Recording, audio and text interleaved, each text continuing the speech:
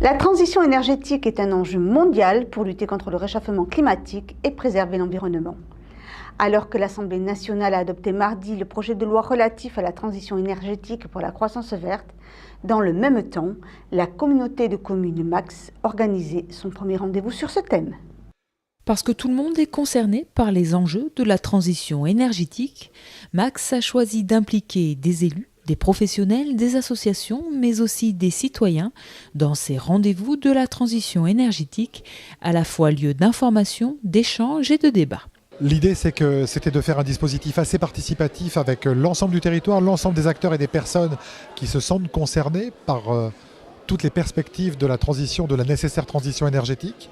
Et il y aura donc, au-delà de cette rencontre, qui était une première, un échange, des ateliers dans des secteurs différents qui permettront de traiter de l'ensemble des aspects de la transition énergétique et de ses implications sur le territoire. C'est un enjeu majeur pour notre territoire qui, on a vu, est quand même gros consommateur d'énergie.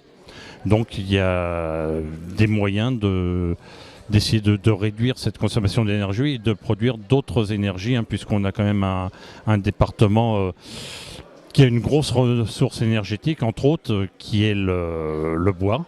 Et peut-être à plus long terme, une autre énergie, une énergie marine avec les vagues.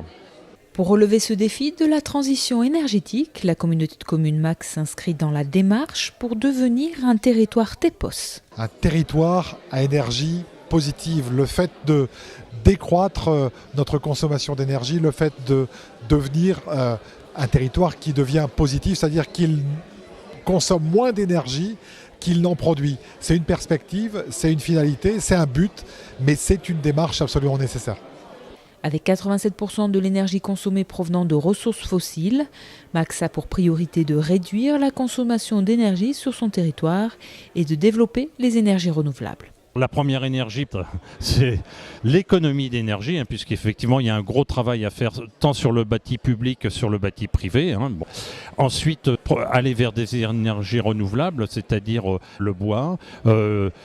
Alors nous, l'éolien peut-être peu sur notre secteur par rapport à des contraintes militaires. Le photovoltaïque, qui existe toujours, même si les prix de rachat de l'électricité photovoltaïque ne sont plus les mêmes, il y a toujours un intérêt. Et d'autres sources d'énergie, alors peut-être plus raisonner à une énergie à une grande échelle, la même énergie pour tout le monde, mais peut-être justement suivant les lieux de production des énergies différentes pour une consommation proche. D'autres rendez-vous de la transition énergétique sont prévus.